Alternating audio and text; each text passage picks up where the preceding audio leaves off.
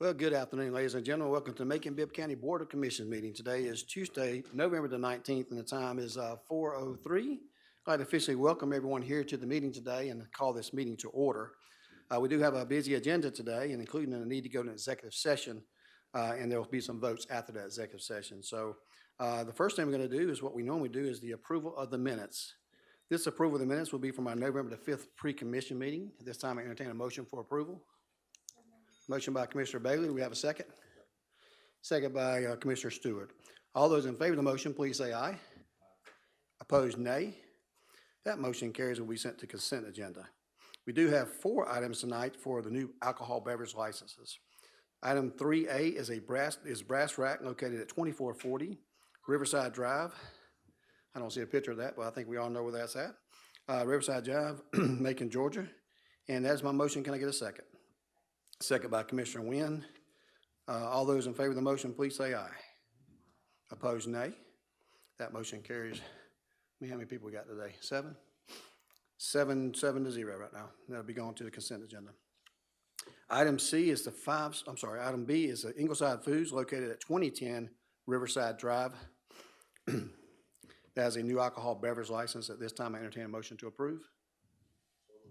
So moved, Commissioner Howell. You have a second? Got a second by Commissioner Wynn. All those in favor of the motion, please say aye. Opposed, nay. That motion carries. There's actually 6 people here. I didn't see Commissioner Bronson's seat was empty. We do have 6 to 0. I know he was here. Anyway, we'll move on to item C. Item C is 5 Star Realty, doing business as Harrison Marathon, located at 5013 Harrison Road. This is the store right there behind or next to Walmart there. So at this time, we entertain a motion for approval. Motion by Commissioner Bailey. Do we have a second? Second by Commissioner Wynn. All those in favor of the motion, please say aye. Opposed, nay. That motion carries and will be sent to consent agenda. Item D is Macon-Bibb Baseball Concession located at 225 Willie Smoker Drive. As you recall, earlier this year, Macon-Bibb changed ownership to local ownership, and therefore they'll have to get a new license. At this time, we entertain a motion for approval. Motion by Commissioner Wilder, second by Commissioner Wynn. Any questions? You can turn your light on so I can talk to you. Yes, ma'am. That's correct. Now I got your phone. So we do have a motion and second. All those in favor of the motion, please say aye. Opposed, nay. That motion now carries 7 to 0. Will be sent to consent agenda. Going to move on to appointments and authorities, boards, and committees. The first item on the agenda is item 4A, a resolution of the Macon-Bibb County Commission appointing Caitlin Cresson to serve as a member of the Macon-Bibb County Urban Development Authority. Ms. Cresson cannot be here tonight, but I think everybody's familiar with her. They have several business establishments downtown Macon, and she came highly recommended, and she met all the legal and statutory reasons to serve on this board, including a certificate of good standing. So at this time, we entertain a motion for approval of Ms. Caitlin Cresson. Motion by Commissioner Wynn, second by Commissioner Howell. All those in favor of the motion, please say aye. Well, y'all were very quiet tonight. All right, motion carries unanimously to be sent to consent agenda. Item B is a resolution of Macon-Bibb County Commission submitting a slate of nominees. As you recall, Macon Hospital Authority will send us 3 names per seat. All 3 of these positions are on the agenda tonight. They're all 3 renewals of previous hospital authority. They are as follows. John Hauser, Dr. Matt Aston, and Myrtle Habersham to serve on the Macon-Bibb County Hospital Authority Board. At this time, we entertain a motion for approval. Motion by, was that Commissioner Bronson? Second by Commissioner Bailey. Thank you. All those in favor of the motion, please say aye. Opposed, nay. That motion carries and will be sent to consent agenda. We'll move on to contracts and purchase orders for approval. We have 3 of those tonight. Our first one is 5A. That's a resolution of Macon-Bibb County Commission authorizing the mayor to execute a lease agreement with Congregation, and I can't say the first word, I'm sorry, Sharai Israel, Inc., and 3 Horses Enterprises, LLC, for the lease of approximately 160 parking spaces at properties near City Hall in an annual amount of $108,072, with annual CPI increases to be paid from the payments to others' employee parking line item. That's a lot of things to say, but as you recall, we approved the project directly behind City Hall for a development, which is called Gateway 75. Gateway 75, which will include numerous parking spaces, residential units, as well as commercial retail on the bottom floor. During that time, it's going to probably take about 18 months to 20 months, they tell me, to do that. So our City Hall employees, as well as people that come to City Hall, need a place to park, so we're having to secure these parking spaces. So you'll have that as well as an appropriation in this item, because I don't think we appropriated funds for that time. Right. So at this time, we entertain a motion for approval. Motion by Commissioner Bronson, second by Commissioner Bailey. Any questions? Hearing no questions, all those in favor of the motion, please say aye. Opposed, nay. That motion carries and will be sent to consent agenda. The next item for consideration is item 5B. This is a resolution of Macon-Bibb County Commission authorizing the mayor to execute an agreement with Stafford Builders and Consultants, Inc. for the renovation of the district attorney's office library space, an amount of $305,000 to be paid from the SPLOST 2018 fund judicial courthouse properties. At this time, we entertain a motion for approval. Motion by Commissioner Wynn. Do we have a second? Second by Commissioner Stewart. As you recall, district attorney had asked for this space to be converted because they run out of space there. This is separate from our courthouse renovations that we'll be bringing to you before long. But it is much needed space, and she's contacted our office many times to follow up on this. So we do have a motion and a second. All those in favor of the motion, please say aye. Opposed, nay. That motion carries and will be sent to consent agenda. Item 5C is our final item, so contracts and purchases. This is a resolution of Macon-Bibb County Commission authorizing the mayor to enter into agreement with the Greater Macon Chamber of Commerce to serve as a fiscal agent for and assist with hosting of a sheltering summit for EMA and emergency responders throughout Georgia. Can I have one of our attorneys give us a little information on that, please? Ms. Beavers, thank you for being here tonight. Something a little unusual, but it's required by law, so we're going to go ahead and make sure we get that out of the way in case we have others of these that may come up in the future. So just turn you on. Got you on? I think we're on now. All right. Good evening, Commissioners. Mayor Miller. I'm Assistant County Attorney Adriana Beavers. And part of my duties is I get to work with our EMA. As you may recall, back in July of this year, we executed a sheltering agreement that with a program through GEMA that we were partnered with a coastal county to accept if they had an evacuation due to increasing severity and frequency of hurricanes coming through. So this is really a benefit to both of us if we need any sort of sheltering. It also brings people into the community where they're spending money, kind of getting to see everything Macon has to offer. To make sure that this is executed well statewide, our EMA Director, Spencer Hawkins, came up with the idea to partner with the Macon Chamber of Commerce to have a sheltering summit where all the member organizations and other community partner support organizations will come together for essentially a conference in Macon to discuss best practices with sheltering and general emergency preparedness. In order to accept sponsorships for this event and for registrants to participate, the Chamber of Commerce has agreed to act as our fiscal agent, collecting those funds and then dispersing them to the event venue, and any additional funds afterwards would be dispersed to the Red Cross, which is another partner in the event. Thank you for that information. We have any questions? Mr. Bronson, you have a question?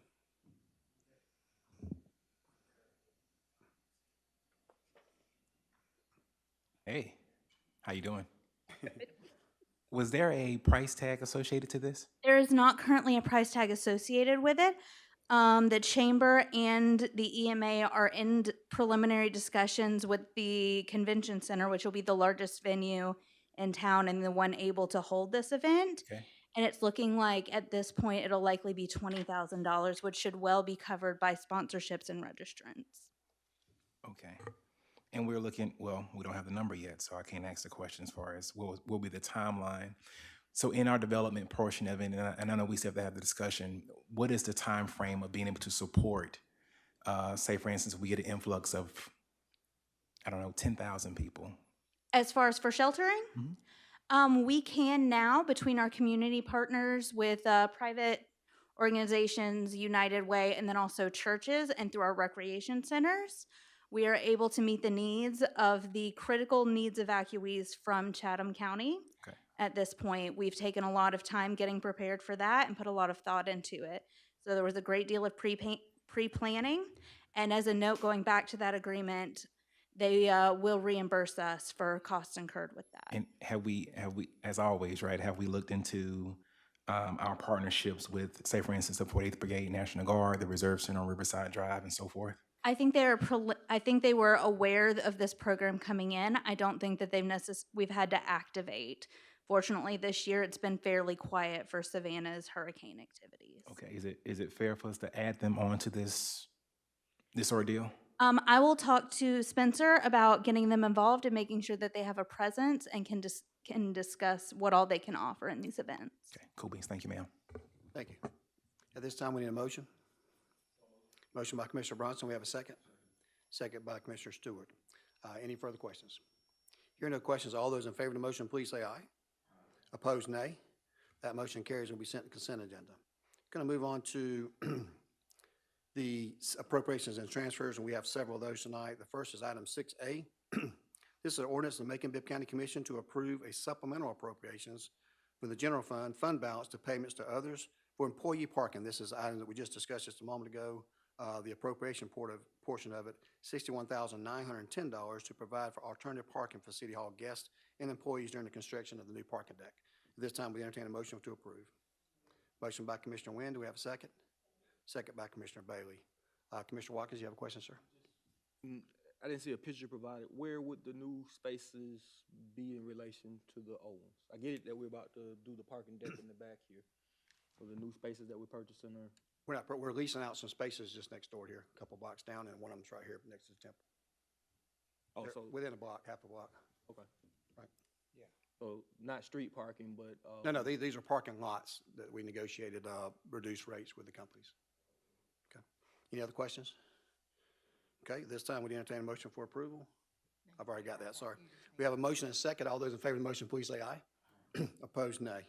That motion carries to be sent to consent agenda. Item B is an ordinance of the Macon-Bibb County Commission authorizing the appropriation of funds from the sponsored programs line item 250.0368, public safety, to be allocated to various public safety initiatives as specified herein. That sponsored programs funds is the speed zone tickets, just for information. Not that anybody ever talks about those. But just to give you a few items that we're purchasing with those, since we have all of our school board members here today. First, let me recognize President James Freeman, Commissioner, a large board member, Miss Lisa Garrett, and I don't know by her married name anymore because I still know her as Garrett, and that's a doctor too, by the way. Mr. Darrell Morton, Miss Kristen Hanlon, and Dr. DeWine Jackson. Thank y'all for being here tonight.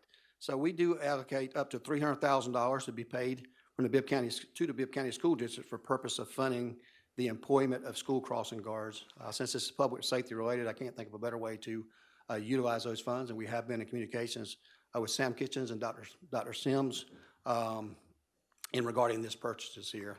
So we appreciate you being here tonight. We certainly think that's a valuable partner of ours, and we had agreed when we got these agreement initially that we would work with the school board and make improvements. We previously approved Knox boxes, which were ways that in the event of an emergency, our fire and public safety could enter into those buildings there without having to contact somebody in emergency situations. It also includes up to $92,000 for purchase of radio equipment for the code enforcement, up to $2.7 million for purchase of Arcata cameras through the Adapt to Solve statewide contract consistent with the systems previously purchased at the request of the sheriff, as well as flock cameras, body cameras, car cameras, tasers, drones, and drone accessories for the Bibb County Sheriff's Department, and then up to $500,000 for purchase of flashing light systems for school speed zones. As many of you know, people are always asking questions about speed zones, and one way that we think we can help increase the awareness of these school zones is by adding additional lights, so we have to pay for these lights. So that's what that charge is for. So you've got all the totals there. So at this time, I'll do a motion and second, and then we'll discuss them if there's questions. Entertain a motion to approve. Motion to approve by Commissioner Bailey, second by Commissioner Bronson. I heard the female verse for us. Now we have questions for Commissioner Wynn. Do you have a question? Yes. First, I want to say thank you for being here today, school board members. And I want to say that it's funny that this will include security guards, more security guards, because somebody's been asking me twice about that lately. Why don't we have security guards anymore? When I was growing up, we had them. I used to have to cross Pinona Avenue. You know where that is. So it's good to know that we're having those out there again.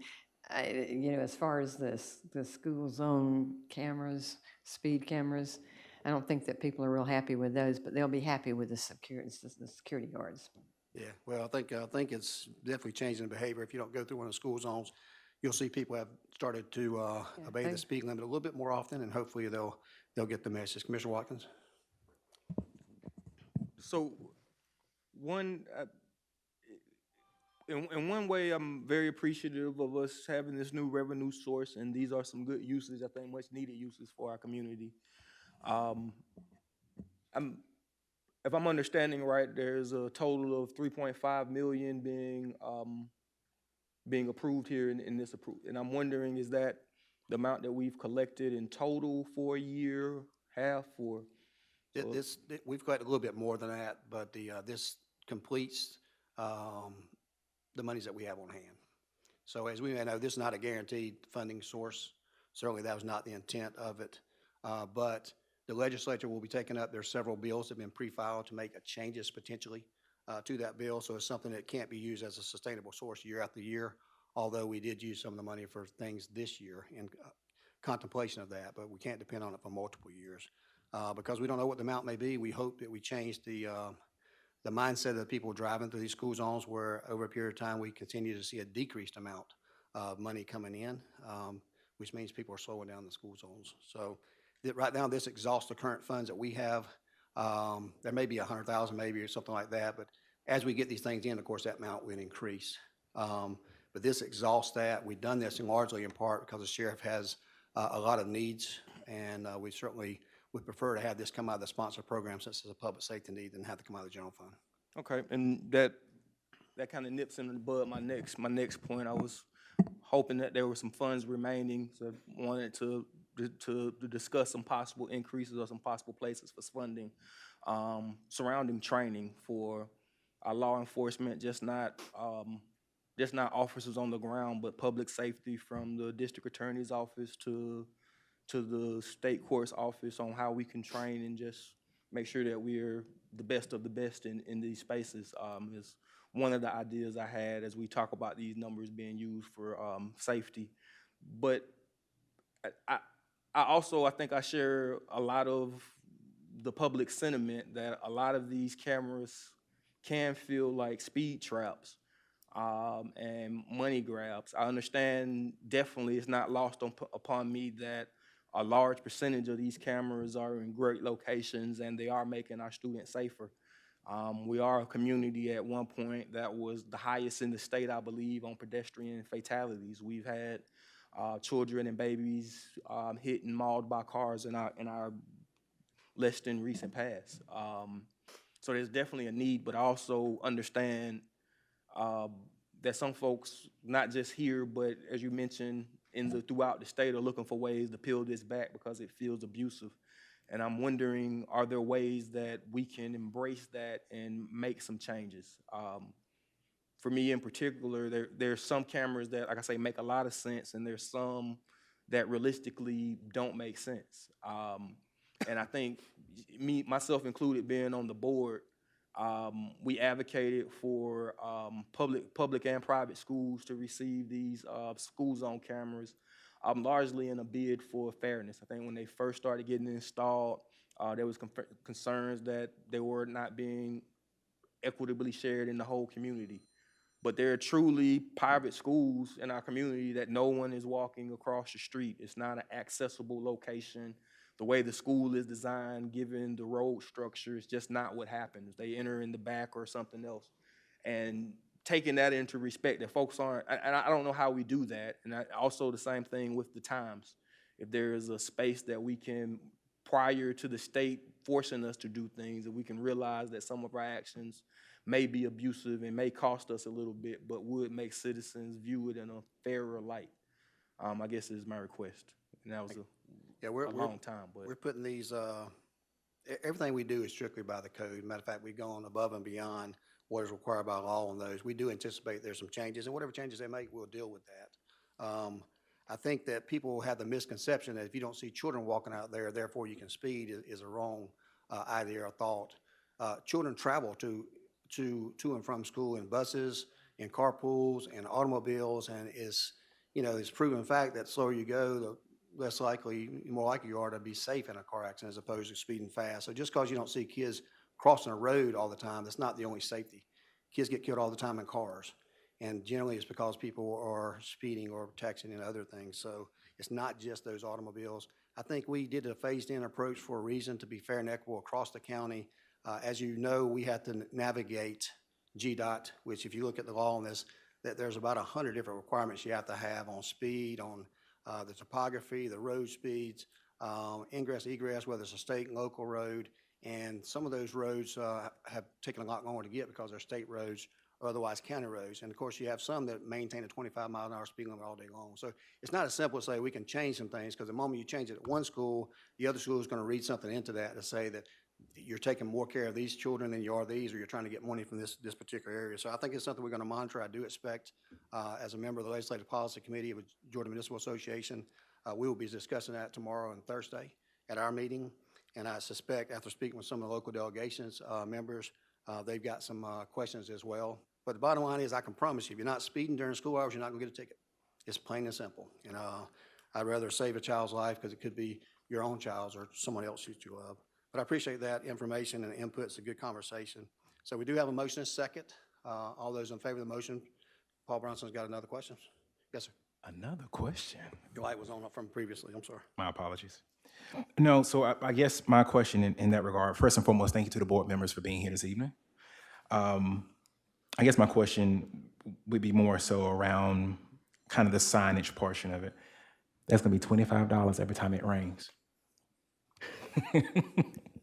No, but no, more so signage, right? Have we looked at areas? We know we got presented last week in regards to signage, proper signage in areas such as, we'll say, Northeast High School, right? There's no entering, like you're entering the school zone, but it's tell you when you're exiting the school zone. So that's one thing that we'll probably look at: speed humps or speed cushions. 25 miles per hour all the time, so you really doesn't even matter. But No, understood. But just going back to the whole deal as far as the last week, right? We had a young lady that came in during our last meeting, and she showed that, hey, there is no signage when you're entering into. So if you're out of town, and you wouldn't know that you're inside of a school zone. There's signage there, because I went by and looked at it myself on that. That was Zebulon Road too, by the way, not Northeast. We follow the guidelines on every single. We couldn't get permitted if we didn't. Whether it's GDOT, we purchased additional lights. I have a hard time believing that somebody can't see a light could read a sign with multiple times on there, going 35 miles an hour. They can't do it.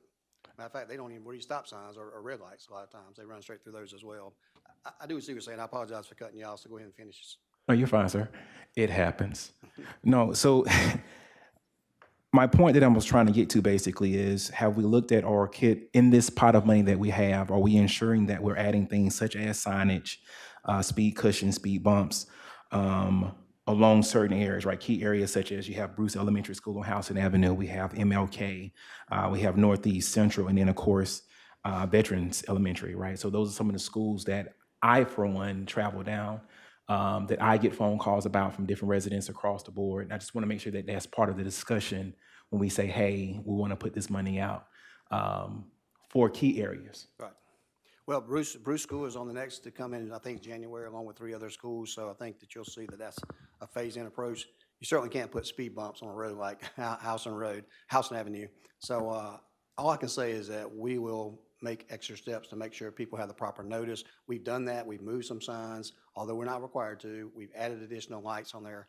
As you can see here, we allocated $500,000 to improve the lights for the new schools that are coming on board, as well as the schools that are out there now. We do realize there have been some cases that people live in a neighborhood and they may turn there and not see a sign, but you can't tell me you've been living in that house for 3 years, you don't know there's a school there. So I really don't put a lot of weight on that, but we've addressed those issues. We're going to be moving some of those signs or adding additional signage as well as lights. So thank you for those questions. Yes, sir. Thank you. Commissioner Stewart, I got you, sir. Yes, thank you. First and foremost, I want to say thank you to the school board for being here this evening, members of the school board. I've participated in a walk-in school bus audit long before becoming commissioner at Burdell Hunt, L.H. Williams. And so I've seen firsthand the need, not necessarily from a speeding aspect, this is maybe a little bit off kilter, so to speak, but I think you all have a rule where if a child lives within a mile, maybe 1.4, 1.5 miles from the school, they're not assigned a bus to the school. I would love to see that changed, because I've walked through Fort Hill all the way down to Emory Highway, where a little girl has to walk past dogs and everything else just to get to school and back. So that's something I really want to perhaps come before you all and discuss in the near future, but I'm definitely on board for this tonight. Thank you. Thank you, Mr. Stewart. Commissioner Jones? Yes, sir, just to add to the conversation, and this is we can discuss it later. The bill, the law is very poorly written. It's very poorly written. It's ambiguous. It's not clear, and I'm hopeful the legislature is going to take that up.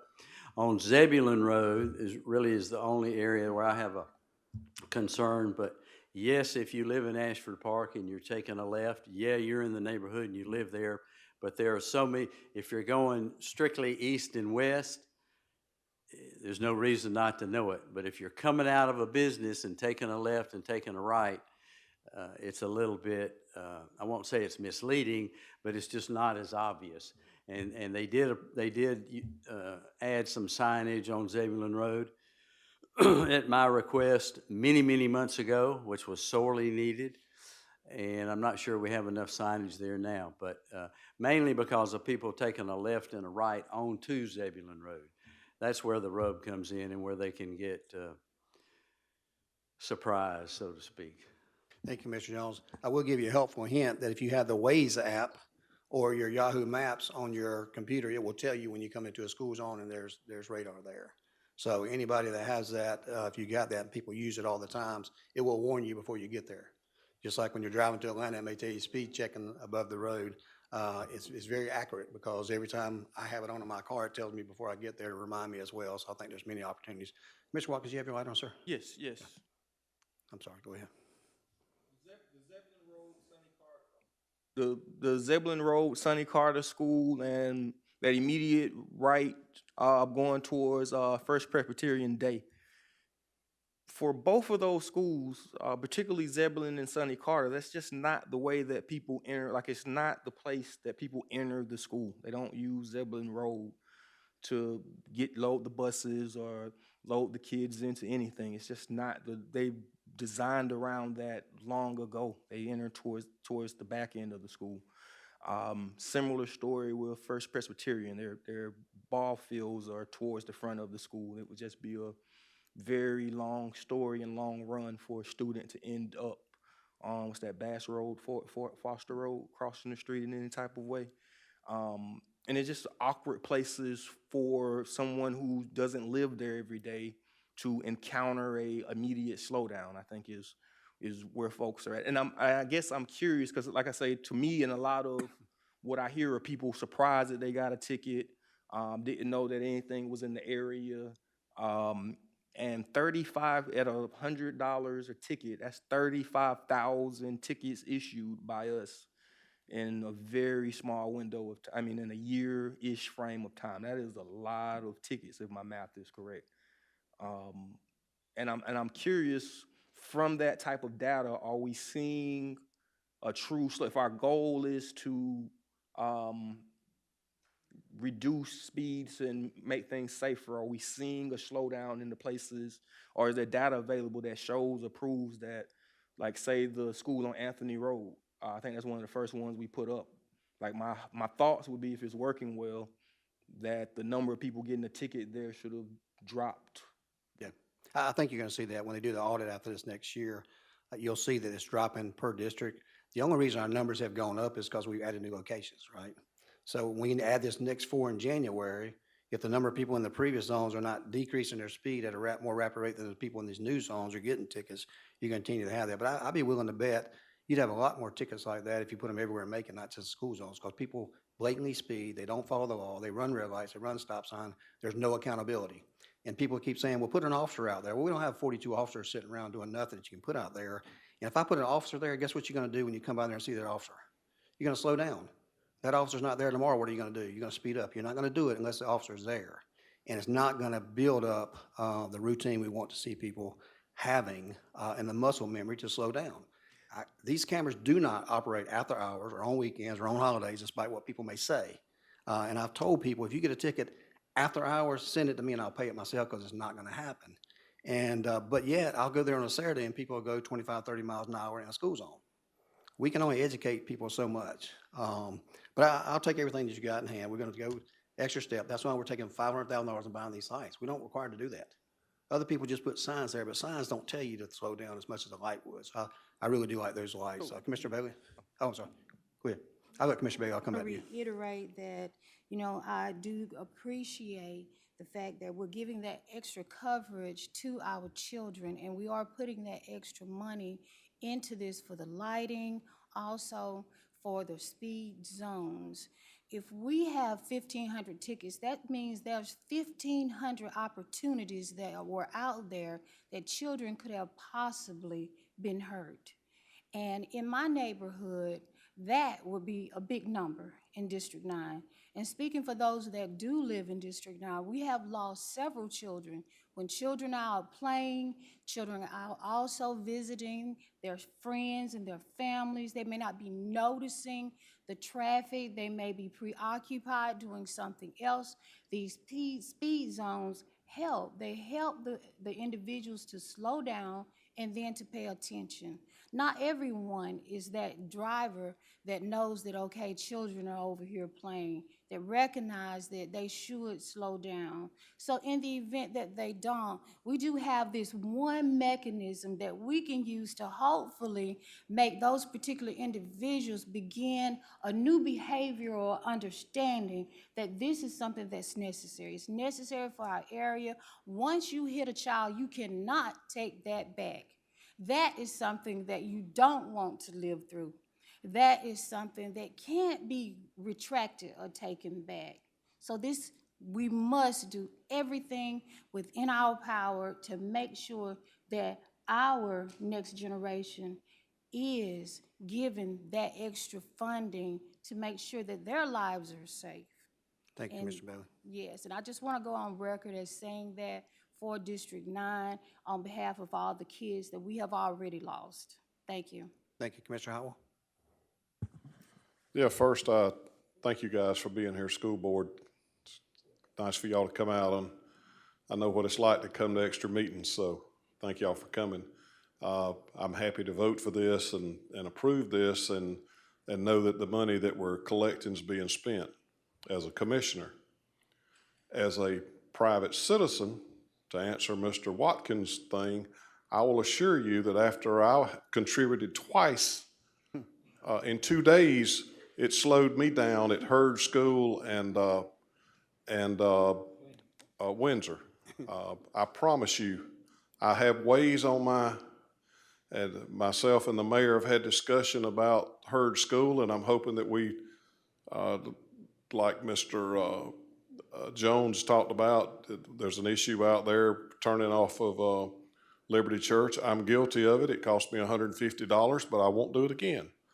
But all in all, I think that it's a good thing. It has slowed people down, and if you don't slow down, it's like the mayor said, if you don't speed, you won't get a ticket.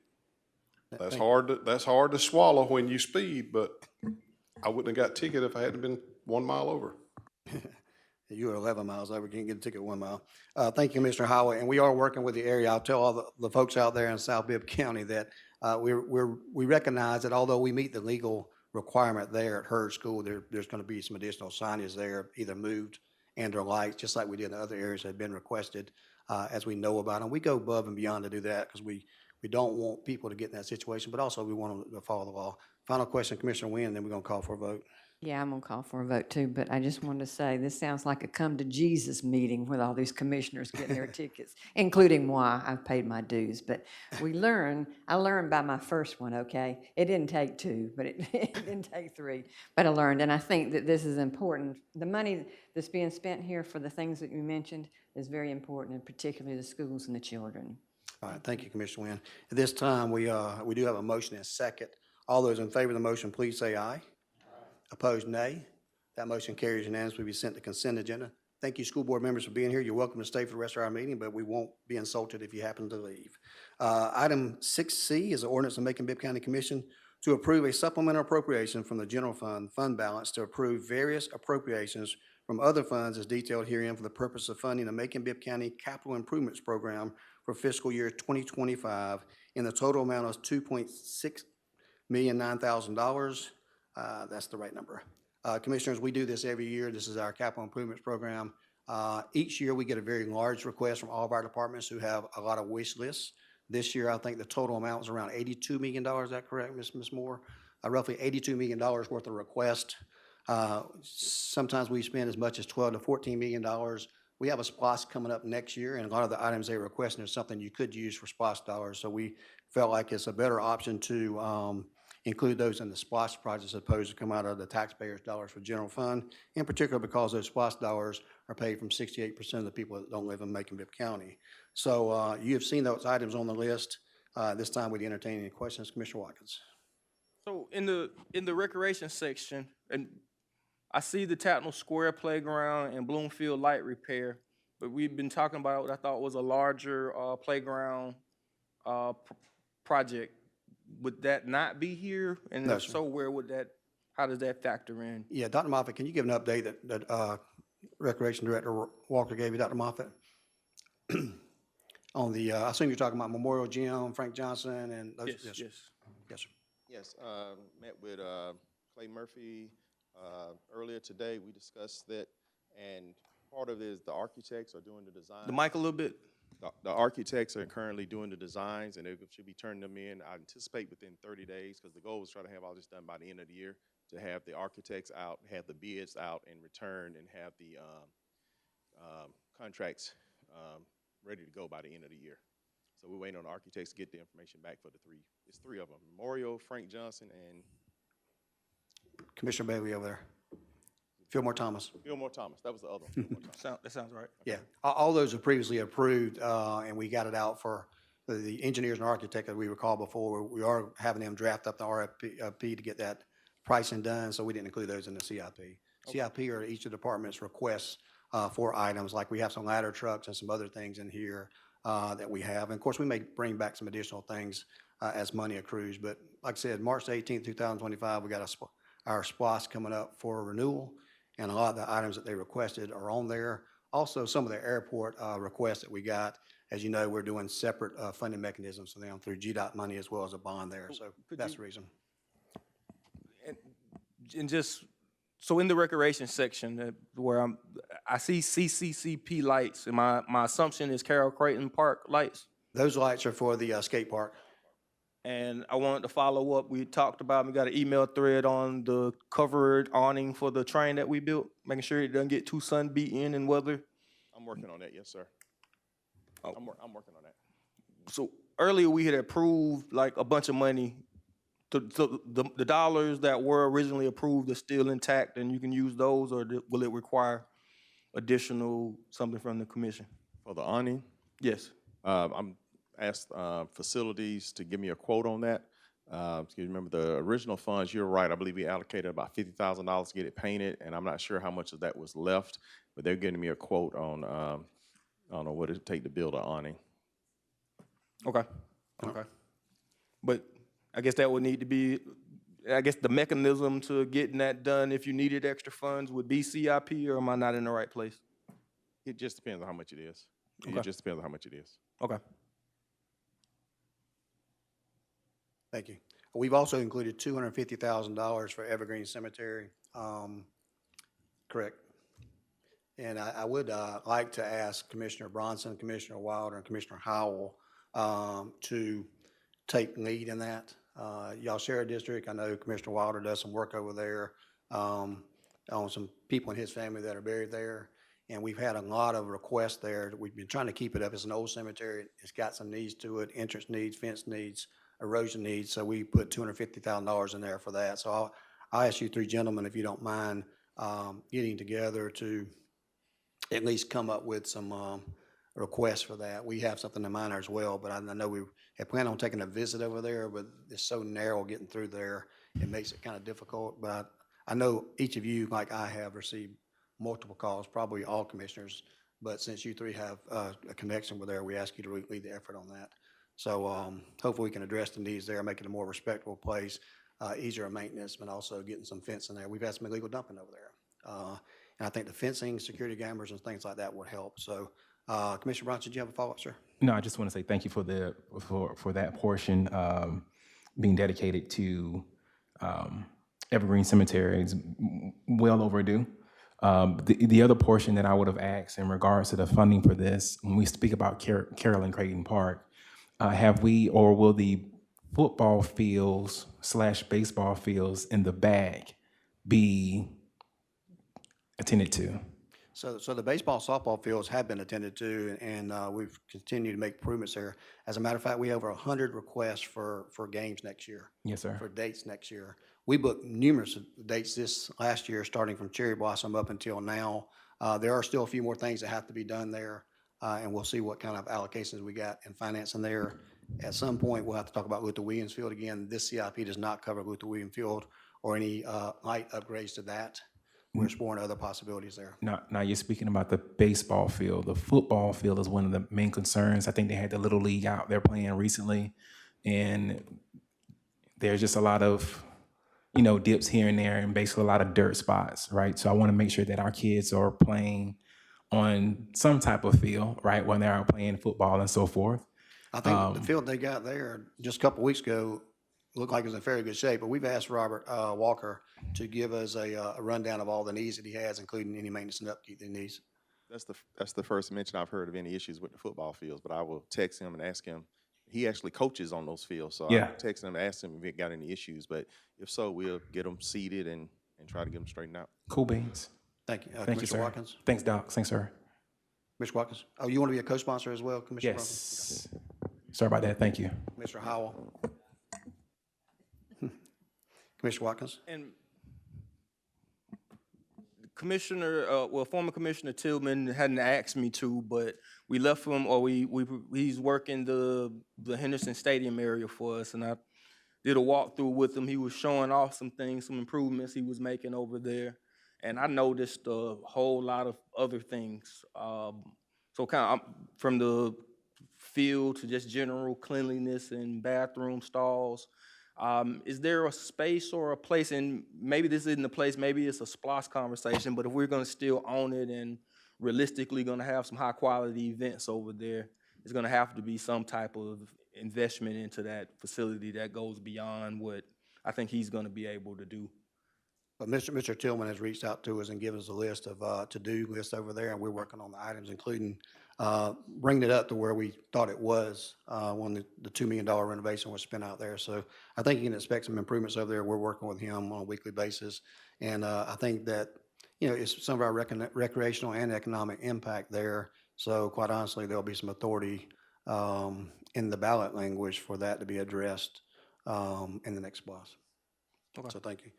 We do need a motion. Need a motion to approve? Motion by Commissioner Howell, second by Commissioner Bronson. All those in favor of the motion, please say aye. Aye. Opposed, nay. That motion carries. Will be sent to consent agenda. Item D is an ordinance of Macon-Bibb County Commission to authorize the appropriation and reallocation of Macon-Bibb County's remaining American Rescue Plan funds for the purpose of funding various projects authorized by the American Rescue Plan Act and the final rules concerning the expenditure of local government assistance funds under the American Rescue Plan Act. That is my motion. Can I get a second? Second by Commissioner Howell. Questions? What you got?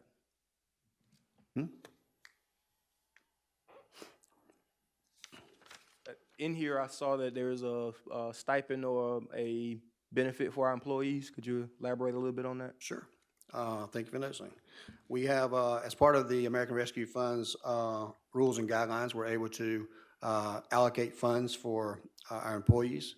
That's not specific language in there, but we've done this once before, so this will be the last time we do that. It's a one-time stipend for full-time employees of $1,500 and for permanent part-time employees of $500, for a total of $3 million. It takes care of all of our employees.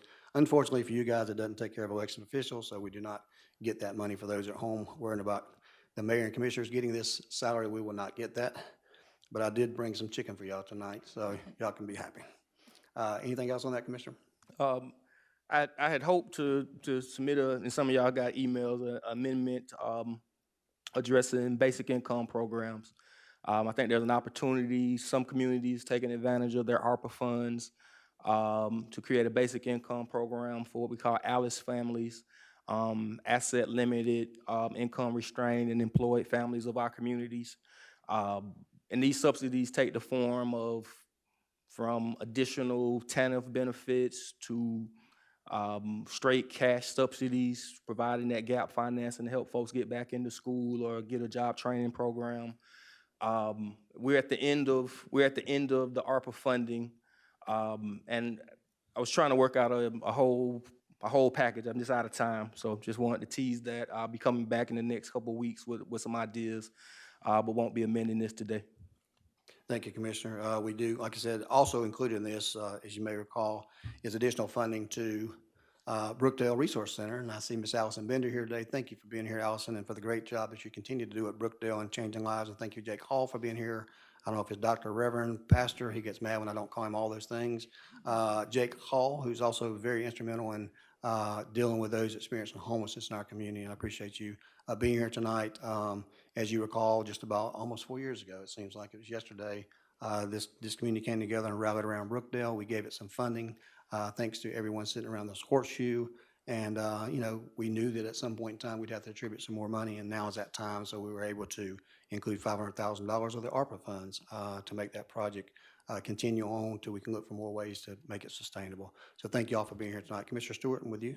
Yeah, I just wanted to kind of piggyback on Commissioner Watkins' concerns and comments. I had the chance to attend a symposium with Commissioner Watkins about the basic income plan. And despite our efforts, you know, Macon still has a poverty rate of like 22% against a national average of 12%. So anytime we can pull our fellow citizens up along the way, I'm on board for that. So I really like the idea that Commissioner Watkins floated with that. Thank you. Thank you, Commissioner. We have a motion and second. All those in favor of the motion, please say aye. Opposed, nay. That motion carries and will be sent to consent agenda. Final item in that category is item E, the ordinance of Macon-Bibb County Commission to authorize the appropriation of up to $1,438,000 from 2018 SPOS proceeds to be allocated to the authorized projects as specified herein. Those projects were included in your packages, and at this time, we entertain a motion for approval. Motion by Commissioner Wynn, second by Commissioner Bailey. Any questions? Hearing no questions, all those in favor of the motion, please say aye. Opposed, nay. That motion carries and will be sent to consent agenda. We have two abandonments of right-of-ways. One of, I think we also have a hearing at 5:45, is that correct? This is a resolution of Macon-Bibb County Commission authorizing the mayor to abandon certain portions of right-of-way in the city block bound on Mulberry Street, Cherry Street, 7th Street, and 6th Street, and removing such paths from the official road map of Macon-Bibb County. At this time, I'll ask Ms. Beavers, is that who's going to be doing it? Y'all know she's almost fully recovered, and she's walking without a gait and very quickly. See her? Congratulations on your speedy recovery. We hope that Mr. Raymond Wilder will be following your footsteps in that good recovery. So if you'll tell us a little bit about what's going on tonight and what we need to be considering. All right, so on the agenda tonight, we have a resolution authorizing the abandonment of some old right-of-ways. They're in the middle of a city block down near the railroad, near 6th, 7th Street. The petitioner is a development company. They're looking at building some more apartments. And so we have a lot of people who want to be downtown, and we need housing for those. So this is just the abandonment there. Ultimately, the area to be abandoned comes up to 0.27 of an acre, and its approximate value is about $49,311.14. Thank you. So that is a surprising acreage price, but it's going to be going into just a development, and we've complied with our advertising requirements, so we've received no other interest in this parcels. Okay, if you don't mind staying right there, we'll come back to the item B in just a second on the funding part, but Commissioner Watkins has a question. Or do you? So, again, this is me just being wary of the new jail building idea. I really think that this is the Lower Poplar. Folks are showing us a lot of interest in developing land in this area. And I know, again, the idea of possibly building a new jail back there just doesn't seem, I mean, again, we're doing this because somebody wants to develop, and that's not far away. But I think that those decisions will be made long after you and I are both gone from this place. But I hope so. I do appreciate that, and I think that you know, we're going to look at SPLOST in such a way that we can let each new commission and mayor just make the decisions that they think is right at the time instead of projecting out necessary 10, 15 years. However, at some point in time, you have to secure places if you're thinking about moving. So we'll be doing a feasibility study, look at the old jail, look at potential new sites in the upcoming months. And of course, we'll have some language, and I expect in the ballot language, that would take care of either remodeling or rebuild, just like we did the courthouse. So thank you for those Yeah, comments. just didn't want to let the opportunity pass to advocate for just a remodel on the current footprint. Yes, sir. So at this time, we entertain a motion to approve. Motion by Commissioner Wynn. We have a second. Second by Commissioner Howell. All those in favor of the motion, please say aye. Opposed, nay.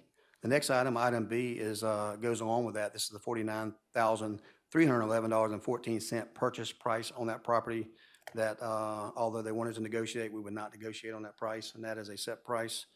So at this time, we'd entertain a motion for approval for item B.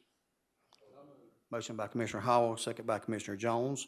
All those in favor of the motion, please say aye. I said hi, didn't I? Favor and all opposed, the same? All right, we do have an unanimous decision on that. We sent the consent agenda. Ladies and gentlemen, we do have a need to go into executive session. It may take a little while in this executive session, and we do expect a couple items to come out of that executive session. So at this time, we entertain a motion to go into executive session for the consultation with the county attorney for other legal counsel to discuss pending or potential litigation, settlement claims, administrative proceedings, and all other judicial actions allowed by law. Motion to go into executive session, Commissioner Bronson, second by Commissioner Wynn. All in favor, please say aye.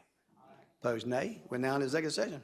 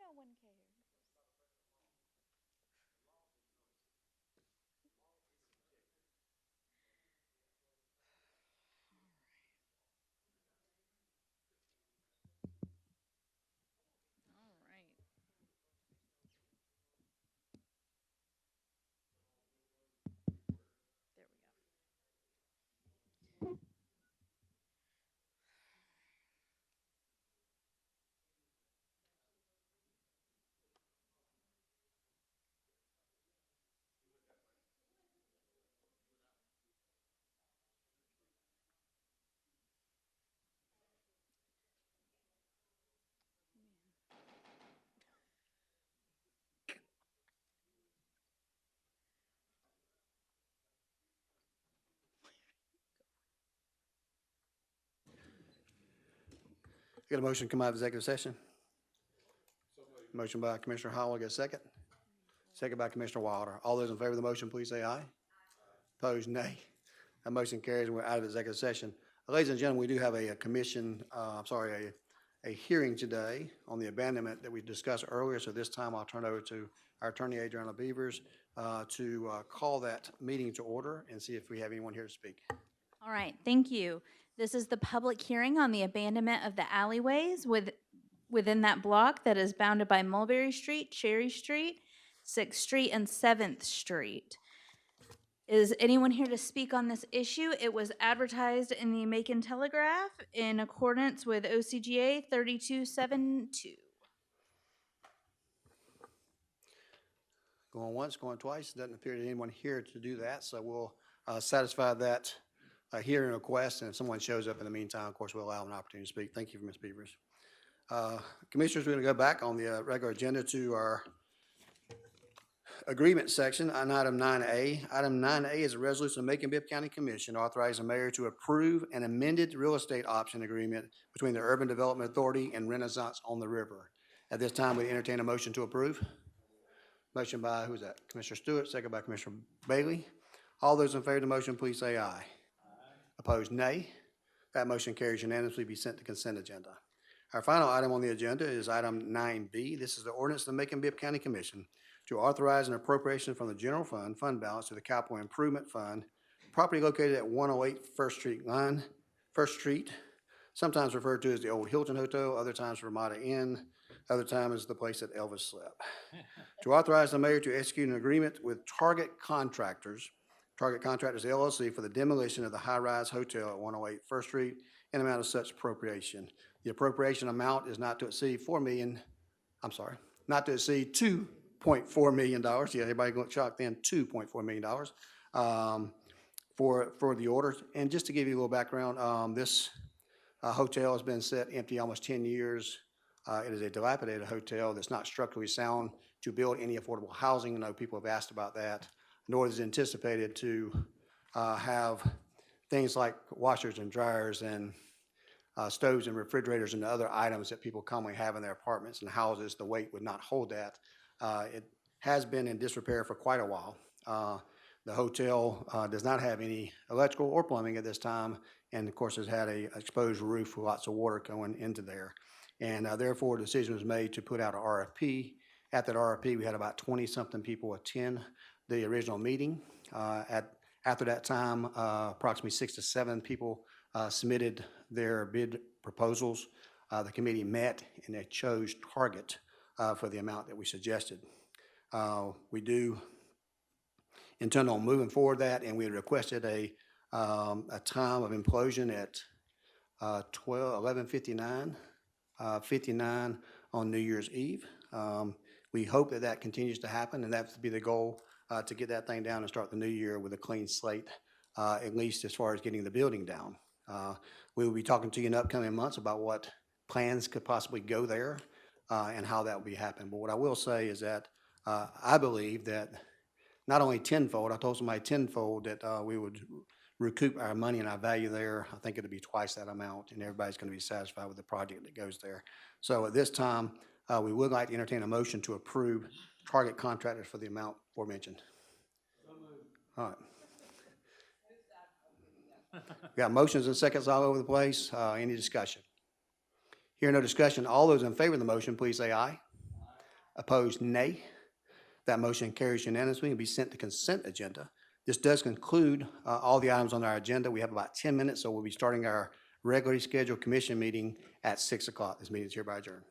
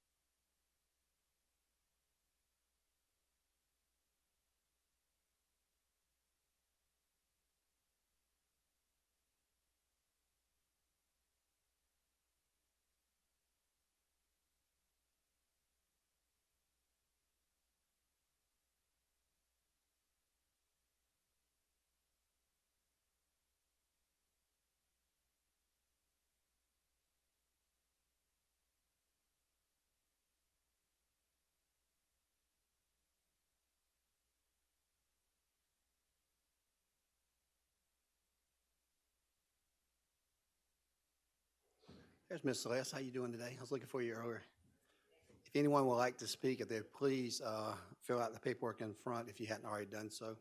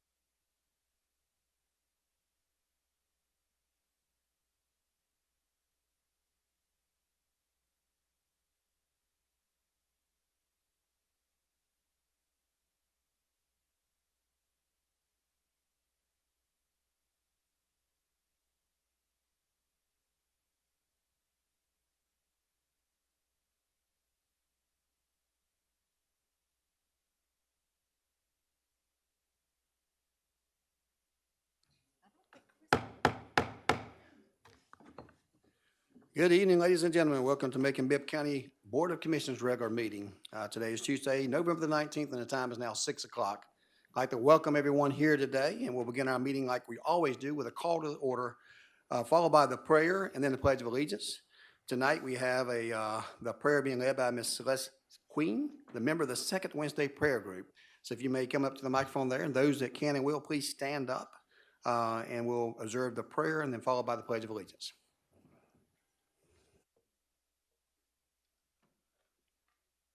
Let's pray.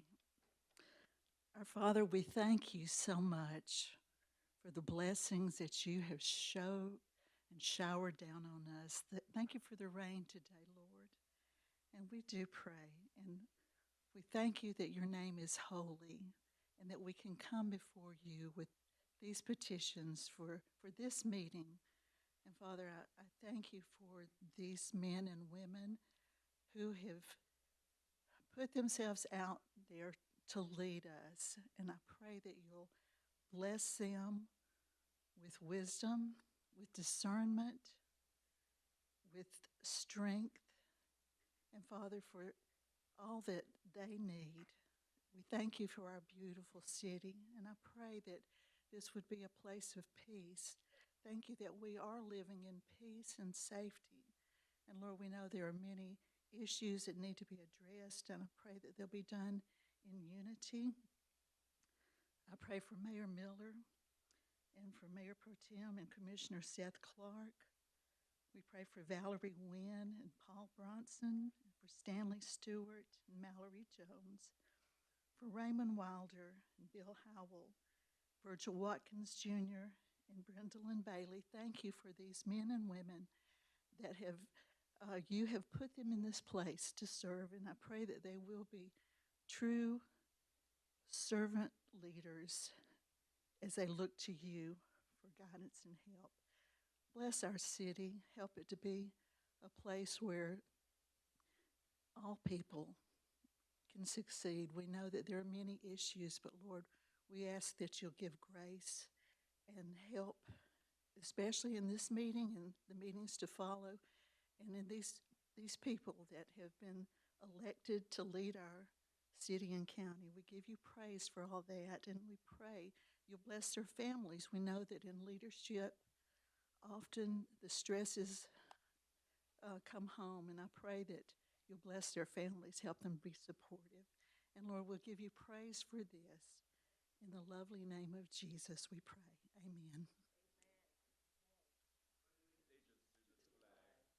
United States of America, and to the republic for which it stands, one nation, under God, indivisible, with liberty and justice for all. I beg your forgiveness. My granddaughter's a senior, and this is her first basketball game, and it's starting 2 minutes ago, so I'm going to scoot. Thank you. God bless you all. Be safe and good luck. Thank you for your prayer. Okay.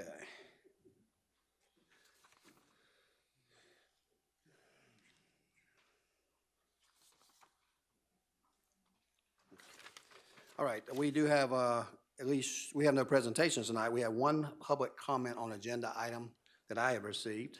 That is Mr. Russ Henry. Mr. Henry, if you don't mind going up to the microphone there, sir.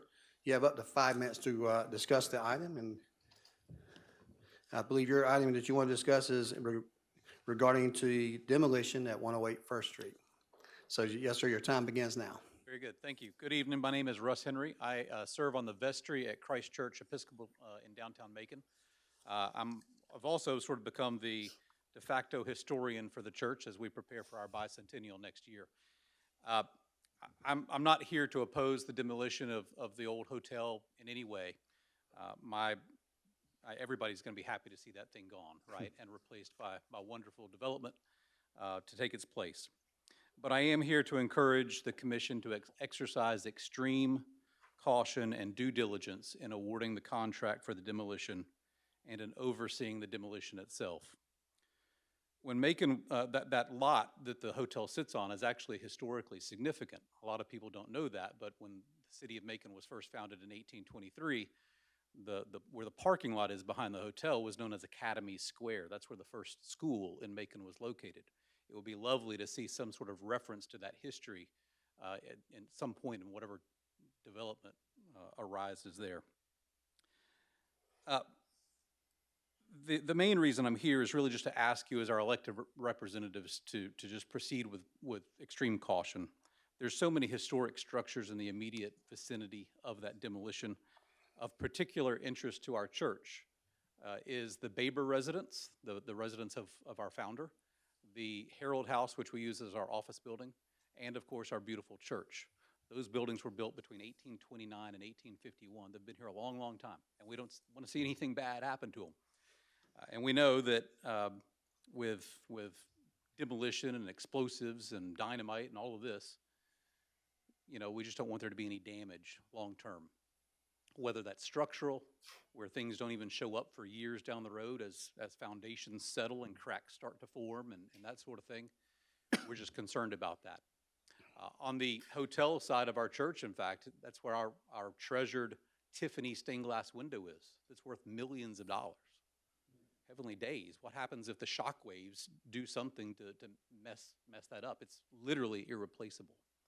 And so we just ask that extreme caution be taken, that these sorts of precautions are built into the contract, that there's adequate insurance coverage to protect us and others' interests if something were to go awry. We blew up a bus in downtown and several buildings got damaged. We didn't think that would happen, but it did. These things happen. And so I just ask that there's precautions built in to protect everyone just in case those things happen. I don't need to point out to Mayor Miller that the Baber home will very dutifully protect your law office from that blast. So it will block the shock waves, don't worry. I would also add, just to wrap up very quickly, Christ Church is the first church in Macon, founded in 1825, celebrating our bicentennial next year. All the commissioners will be receiving invitations to our bicentennial celebration service at the end of February. We hope that you all can join us, not only in celebrating our 200th anniversary, but in celebrating 200 years of organized religion in Macon.